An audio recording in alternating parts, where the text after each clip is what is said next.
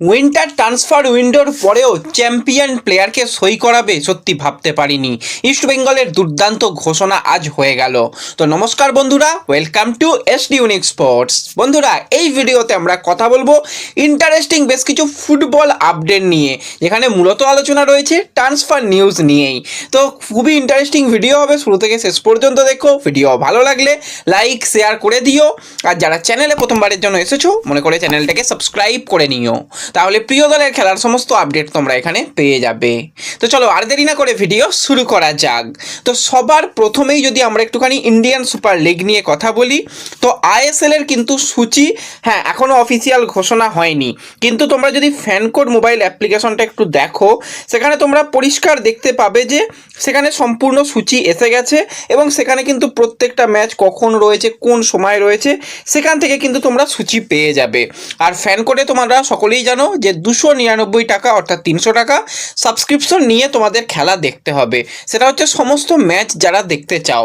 আর যারা পার্টিকুলারলি কোনো দলের ম্যাচ দেখতে চাও, ধরো কেউ চাইলে যে মোহনবাগানের আমি শুধু ম্যাচগুলো দেখবো, অন্য কোনো দলের ম্যাচ দেখার দরকার নেই, বা ইস্টবেঙ্গলের ম্যাচ দেখবো, বাদবাকি দলের দেখার দরকার নেই, তো সেক্ষেত্রে তোমরা কিন্তু 149 টাকা পে করতে পারো। তোমাদের পছন্দের ক্লাবের শুধুমাত্র খেলাগুলো দেখতে পাবে, অন্য দলের খেলাগুলো দেখতে পাবে না।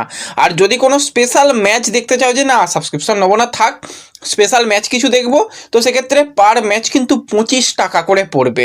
এটা একদম অফিসিয়াল হয়ে গেছে, অনেক আগেই তোমাদের জানিয়েছিলাম, আজকে একদম অফিসিয়াল এসে গেছে কনফার্মেশন, তো তোমাদের শেয়ার করে দিলাম আরও একবার। তো যারা পারবে 300 টাকা সাবস্ক্রিপশন নিতে পারো, বা না নিলেও আমি বলবো আমাদের চ্যানেলের মেম্বারশিপটা নিয়ে নাও।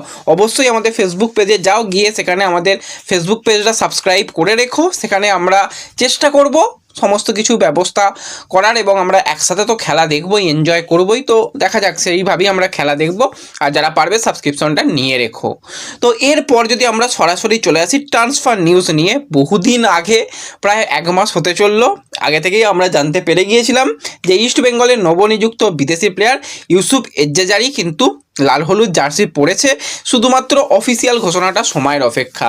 আমি আরও একবার ধন্যবাদ দেব ইস্টবেঙ্গলের অ্যাডমিনকে, এত সুন্দর একটা ভিডিওগ্রাফি, এই রকম একটা প্ল্যানিং করে বিদেশি প্লেয়ারের যে সাইনিংয়ের আপডেটটা এলো, সেটা কিন্তু এসেছে খুবই ভালো। কিন্তু সেখানে আমরা ভিডিওগ্রাফি দেখেছি, কীরকম লাগলো তোমাদের ভিডিওগ্রাফিটা অবশ্যই কমেন্টে জানিও।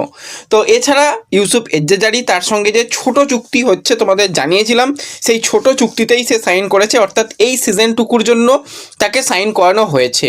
এবার সে ইস্টবেঙ্গলে যোগদান করে যেটা জানিয়েছে, ইস্টবেঙ্গলে যোগ দেওয়াটা কিন্তু আমার কাছে একটা বড় পদক্ষেপ। সমর্থকদের আবেগ, ক্লাবের সমৃদ্ধি, ঐতিহ্য এবং দলের যে উচ্চাকাঙ্ক্ষা সত্যি অবিশ্বাস্য। আমি এখানে গোল করতে এবং দলকে জেতানোর জন্য নিজের সবটুকু উজাড় করে দিতে এসেছি। আশা করছি আমরা সবাই মিলে এই বছর ট্রফি এনে দিতে পারবো ইস্টবেঙ্গলকে, সেটা কিন্তু ইউসুফ এজ্জেজারি জানিয়েছে। এছাড়া ইস্টবেঙ্গলের হেড কোচ অস্কার ব্রুজন ইউসুফের ব্যাপারে যেটা জানিয়েছে, দলকে আরও শক্তিশালী করতে কৌশলগত সংযোজন হিসাবে ইউসুফকে আমরা যোগ দিয়েছি। তার প্রোফাইল আমাদের দুর্দান্ত লেগেছে, এবং সে বর্তমানে যেই রকম পারফরমেন্স করছে, আমরা বিশ্বাস করি তার গুণাবলী কিন্তু আমাদের দলের লক্ষ্য পূরণের জন্য আমরা এগিয়ে নিয়ে যেতে সাহায্য করতে পারবো। দলকে গোল করে সহায়তা করা এবং আক্রমণ বিভাগে আরও বেশি শক্তি বাড়ানোর জন্য কিন্তু আমরা এই বিদেশিকে নিয়েছি। আশা করছি সে ভবিষ্যতে দুর্দান্ত পারফরমেন্স করবে ইস্টবেঙ্গলের জার্সি গায়ে, সেটা কিন্তু অস্কার ব্রুজন জানিয়েছে। তো আর একটা আপডেট তোমাদের আগেই শেয়ার করে দিচ্ছি, আরও একবার বলে রাখি, আজকে রাতেই কিন্তু মোটামুটি রাত 11টার মধ্যেই কলকাতায় চলে আসবে ইস্টবেঙ্গলের নতুন বিদেশি প্লেয়ার। এসে গেলে তোমাদের সোশ্যাল মিডিয়া পেজে আপডেট আমরা শেয়ার করে দেব। তো এরপর যদি আমরা একটুখানি ট্রান্সফার নিউজ নিয়ে কথা বলি, তোমাদের জানিয়েছিলাম আজকে সকালেতেই যে মোহনবাগান সুপার জায়েন্টের যে ডিফেন্ডার আশিস রাই, সে কিন্তু সিজন আউট হয়ে গেছে, তার সার্জারি হয়েছে, তাকে এই সিজনে আর পাওয়া যাবে না।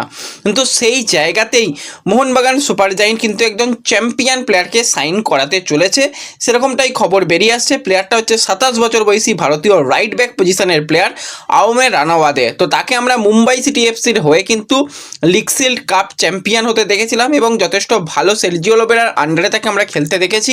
পরবর্তী সময় ওড়িশা এফসিতে যখন সের্জিও লোবেরা আসে, সেখানেও কিন্তু আমরা এই আওমে রানাওয়াতেকে খুবই ভালো পারফরমেন্স করতে দেখেছি এবং একটা ভালো কানেকশন ছিল এবং একটা সময় পর্যন্ত সের্জিও লোবেরা সে কিন্তু কেরালা ব্লাস্টার্সের হেড কোচ হওয়ার দৌড়ে এগিয়েছিল।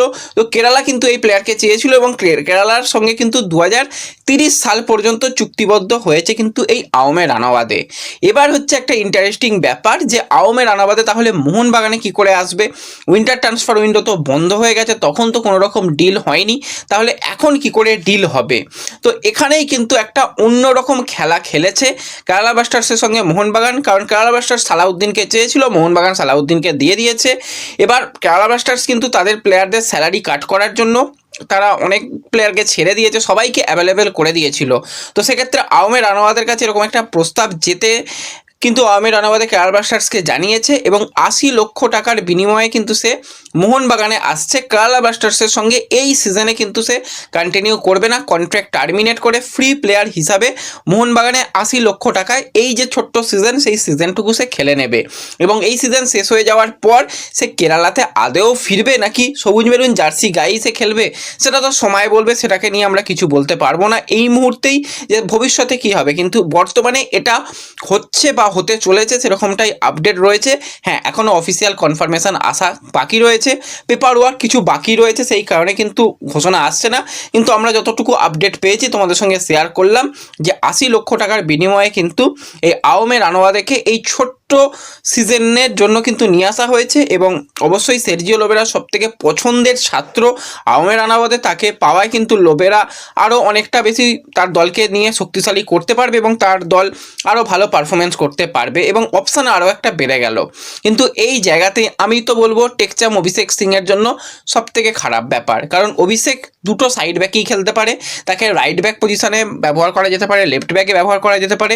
অভিষেকের মতন একজন এরকম কোয়ালিটি প্লেয়ার কিন্তু মূলত এবার বেঞ্চ প্লেয়ার হয়ে যাবে।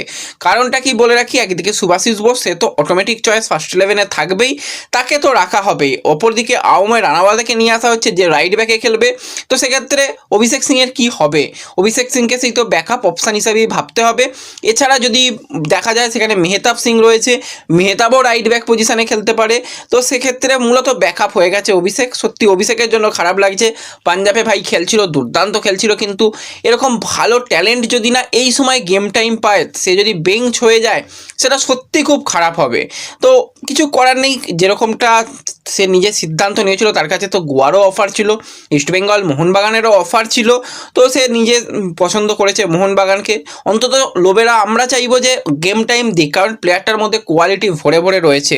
একটা প্লেয়ার দুটো উইং মানে সাইড ব্যাকে খেলতে পারে, প্রয়োজনে উইং ব্যাক হিসাবে খেলতে পারে, এর থেকে ভালো কি হতে পারে আমাদের সম্পদ। তো তাকে তৈরি করতে হবে। আওমে রানাওয়াতে অনেক বছর হয়ে গেছে, 27 বছর বয়স হয়ে গেছে, অনেক বছর খেলেছে, কিন্তু অবশ্যই অভিষেকের মতন প্লেয়ারকে ফার্স্ট 11-এর সুযোগ দিলে অন্তত সেটা ভালো হবে আমার মনে হয়। তোমাদের সঙ্গে শেয়ার করলাম, তোমরা তোমাদের মতামত আমাকে কমেন্টে জানিও।